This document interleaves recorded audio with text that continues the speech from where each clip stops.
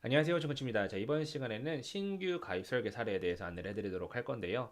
20대 초중반이신 분이세요. 직업은 이제 장교로 가지신 분인데, 장교 같은 경우는 직업 급수가 2급이거든요.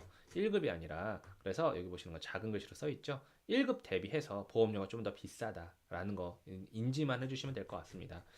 자, 당연히 20대니까는 우리 어떤 상품이죠? 내 맘 같은 어린이 보험이라고 하는 어린이 보험을 이용할 거예요. 종합적으로 조금 보험료가 정말 저렴한 거를 원한다고 한다면 그냥 가장 저렴한 거는 롯데 손보에 있는 도담도담 괜찮을 것 같고요. 그다음에 종합적으로 딱 요렇게 뭐 납입 면제도 좋고 그냥 보장도 괜찮고 약간 요런 느낌이면 메리츠가 괜찮을 것 같습니다. 그래서 이분은 뭐 메리츠랑 이제 롯데손해보험 같이 이제 설계해서 안내를 해드렸는데 메리츠가 더 괜찮다라는 케이스였고 요거는 제가 여러 가지 설계안을 좀 요청하셔서 설계를 원래 이렇게 여러 가지를 많이 해드리지는 않아요. 그래도 요청하시는 것만큼 해서 조금 최대한 반영을 해드린 건데 요거는 어떤 플랜으로 제가 보여드린 거냐면 딱 3대 질병 진단비에 그다음에 상해 후유 질병 후유 필수 진단비로서만 딱 구성을 한 거예요. 어렵지 않아요. 이번에 정말로. 그래서 한번 봐보도록 할게요. 내맘 같은 어린이 보험 해지한급금 미지급형이고 보험료 납입 면제형으로 설계를 해드렸는데 자 상해 후유장애부터 봐보도록 할게요. 기본 계약이 상해 후유장입니다. 자, 3%부터 100%까지 5천만 원으로 설계를 해드렸거든요. 그래서 상해 후유장애 5천 설계를 해드렸고, 자, 상해장애 진단비 같은 경우에서는 요거랑 같이 해서 보험료가 그렇게 비싸지 않으니까 함께 설계를 해봐 드렸습니다. 자, 그 다음에 이 상해 사망 같은 경우에서는 이제 군대에서 있는 그 이제 상해보험상에서 이미 있기도 하고 그다음에 요거는 그냥 딱 살아있을 때 3대 질병으로 내가 딱 받고 싶은 내용 사항이다라고 하셔서 그렇게 설계를 해드린 점 있고요. 그다음에 밑에 있는 이 질병 후유장애 같은 경우에서는 5천만 원 현재 아직 25세 이하이기 때문에 5천만 원까지 설계를 할 수가 있다. 근데 항상 말씀드리죠. 질병 후유장애의 만기는 언제다? 80세 만기로서 가장 그래도 가성비가 좋게 설계가 된다. 90세로 하게 되면 이 보험료가 굉장히 비싸진다라는 점 알려드렸을 것 같아요. 그래서 질병 후유장애가 5천만 원. 후유장애는 그냥 쉽게 설명해서 영구적인 결손, 손실, 불편함 6개월 이상 요거만 기억하시면 돼요. 그리고 나서 의사 선생님으로부터 후유장애 진단서를 발부받아야 되는데 쉽지는 않을 거예요. 근데 그래도 일단 각 회사별로 후유장애 진단비에 대해서 어떤 서류가 필요하느냐라고 요청하시고 서류대로 준비를 했는데 만약에 진행이 조금 더디게 된다라고 하게 된다면 진구차한테 연락 주세요. 제가 직접 해결해 드릴 수 있으면은 해결해 드리고 제가 해결하기 어려우면 저희 팀에 이제 손해사정사 팀이 있으니까 안내를 해드릴 수 있습니다. 자, 그래서 이제 경증 치매 진단이라고 하게 된다면 이 경증이라고 하면 CDR 척도 1은 해당이 안 돼요. 2부터 해당이 되는 겁니다. 그래서 CDR 척도 2점 이상일 때 질병 후유장애 곱하기 40% 지급해 주거든요. 그래서 5천에 40% 얼마예요? 5, 4, 20, 2천만 원. 그다음에 중증은 CDR 척도 3 이상일 때 지급해 주는 건데요. 5천에 60%에서 3천만 원 이렇게 됩니다. 자, 그리고 이제 3대 질병으로 가야겠죠. 암 진단비라고 써 있습니다. 유사암 제외라고 써 있어요. 그렇죠? 유사암 제외.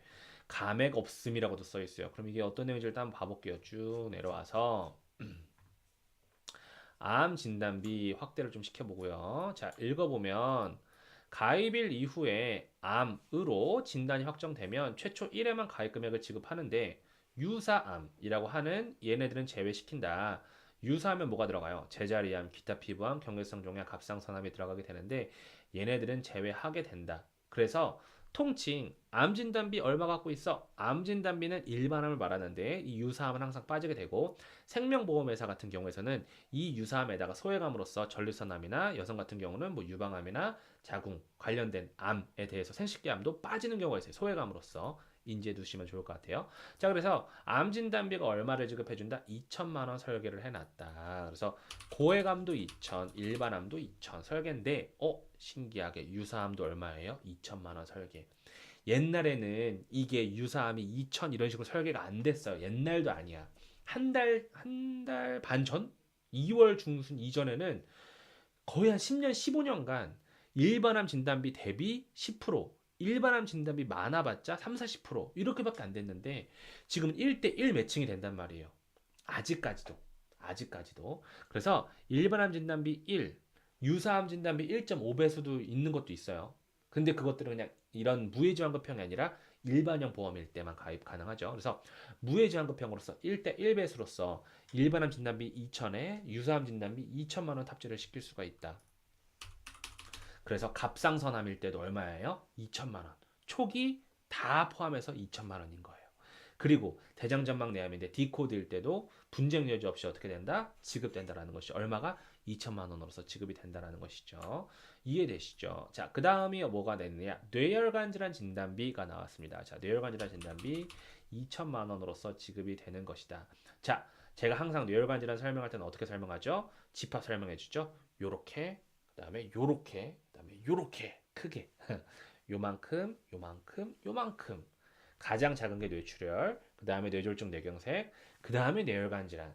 그럼 우리 준비할 수 있을 때 가장 준비를 먼저 해야 되는 건 뭐다? 뇌혈관 질환 진단을 먼저 준비를 해놓고, 그런데 뇌혈관 질환 진단은 보통 손해율이 높아서 나이가 많으신 분들은 얘를 많이 준비를 할 수가 없어요. 나이가 어리신 분들은 그래 준비를 많이 할 수 있단 말이야. 그래도 생각보다 저렴한 가격으로.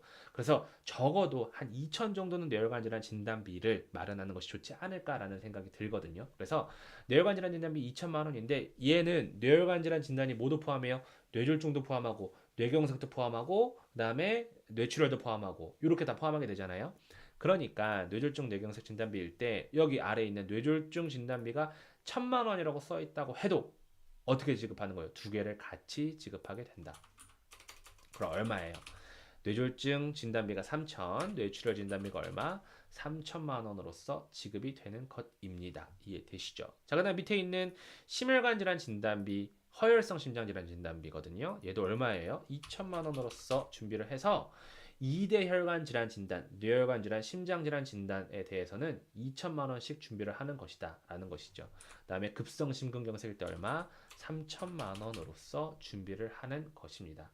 이해되시죠?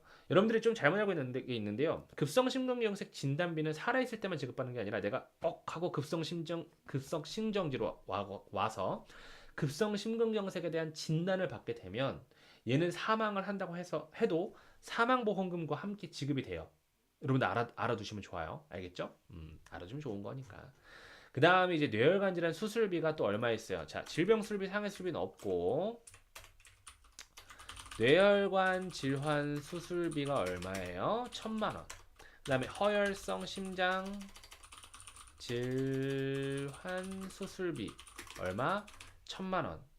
그러면 아주 저렴한 가격이죠. 뇌혈관 질환 1,000원, 허혈성 심장 질환 진단비 1,000만 원 대비 350원. 그렇게 수술비로 또 1,000만 원씩 마련할 수가 있다라는 것이죠. 그래서 밑에 있는 것들은 싹 다 또 삭제를 하는데 여기 가족일상 배상 책임도 있네요. 일배책, 실손, 자부담 20 정도로 발생을 하죠. 나머지는 없고. 그래서 이분 같은 경우는 기존에 보험이 안보험이 조금 마련이 되어 있으신 분이에요. 옛날 거 어린이 보험. 그러면 그걸 진고치가 건드린다 안 건드린다.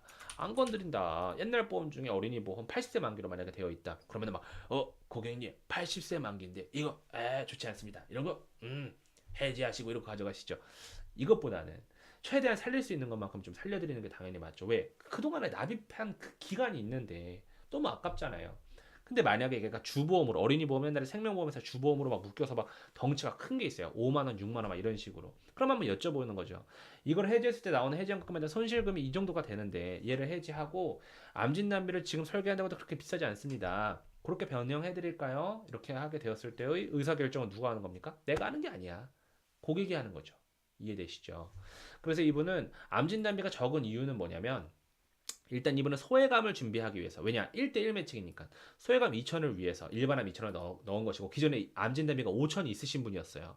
그러면은 이분은 암진단비가 얼마가 되는 거예요? 7천이 되는 거잖아요. 그쵸? 그래서 적은 금액으로 딱 3대 질병 진단비로서만 준비를 하는데 보험료가 얼마예요? 4만 얼마였어? 48,970원.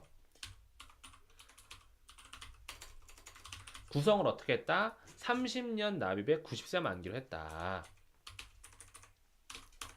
비갱신형이시고 무해지환급형으로 준비를 했다. 자, 비갱신형은 30년간만 내면 90세까지 보장을 해주는 것이고 무해지환급형이라는 말은 납입기간 내에 해지하게 되면 환급금이 있어요? 없어요? 없다. 근데 납입이 종료가 되는 30년 차가 되면 얼마를 줘요? 100% 이상의 환급률이 발생을 하긴 한다. 근데 시간이 지나서 또 80, 또 75세 이상으로 쭉 가게 되면 다시 얼마가 돼요? 만기가 됐을 때는 또 0원이 된다. 그래서 구조가 약간 좀 이런 구조가 되는 거예요. 요거 이해되시죠? 아니, 요거나 이렇게 가서 슝 올라갔다가 슉 내려가는 그런 구조의 환급률을 보여줍니다. 그다음에 요 납입면제형이라고 그랬잖아요. 메리츠 화재가 납입면제는 가장 좋은 회사 중에 하나예요. 그래서 납입면제를 보시게 되면 보장 개시일 이후 암, 유사암을 제외해요, 포함해요? 포함해요. 유사암 포함해서 뇌혈관 질환, 혈성 심장 질환으로 진단이 확정되거나 일반 상해 50% 후유 장애 또는 질병 50% 이상 후유 장애 시 보장 보험료 납입 면제를 시켜준다. 그러면 내가 만약에 이 보험을 갖고 있다가 10년 정도 뒤에 암 진단에 걸렸어요. 그냥 갑상선암에 걸렸어. 그렇게 되면 이 보험료 내요, 안 내요? 안 내요. 안 내고 언제까지 보장받아요? 90세까지 보장받는 거예요. 이해되시죠? 뇌혈관 질환에 걸렸다, 뇌동맥류, 뇌혈관 질환에 걸렸어요. 똑같아요. 협심증에 걸렸다, 똑같이 납입면제예요. 이해되시죠? 그래서 납입면제가 들어가 있고 환급률이 다른 뭐 롯데 같은 거 아주 가격 대비 성능에 좋은 거 대비해서 요거는 환급률이 좋지 않겠죠. 아무래도 무슨 말인지 이해되죠. 왜냐면 납입면제도 저렇게 좋게 들어갔는데 이 환급률이 좋을 수가 없겠죠. 그래서 얘는 전체적으로 보장을 가장 적합하게 넣을 수 있고 내가 원하는 거 연계담보 필요 없이 딱딱딱 넣을 수가 있다라는 점에서 메리츠가 진코치는 3월에도 많이 판매를 했거든요. 정말 많이 판매를 했거든요. 근데 이번 달에도 아마 메리츠가 많이 또 판매가 되지 않을까라는 생각이 드네요. 그래서 여러분들이 납입 기간 자체를 변경하고 싶고 만기도 변경하고 싶고 보장 내용 변경하고 싶고 여러분들이 마음대로 하실 수 있어요. 근데 이제 저는 항상 표준적으로 요 정도는 되지 않겠습니까라고 설명을 드리는 거니까 그거에 맞게끔 다 안내를 해드립니다. 진구책에 상담을 요청하시면 요청을 원하시면 위에 카카오톡 에어포스 88이라는 것도 있고요. 그다음에 카카오톡으로 진코치 검색해도 진코치가 나와요. 그리고 핸드폰 번호 있죠. 핸드폰으로 전화 주시면 안 됩니다. 전화는 거의 못 받아요. 저한테 문자 남겨주시면 제가 거기에 맞게끔 상담 대응해드리도록 하겠습니다. 다음 시간에 더 좋은 설계 그리고 더 좋은 내용 갖고 오도록 할게요. 감사합니다.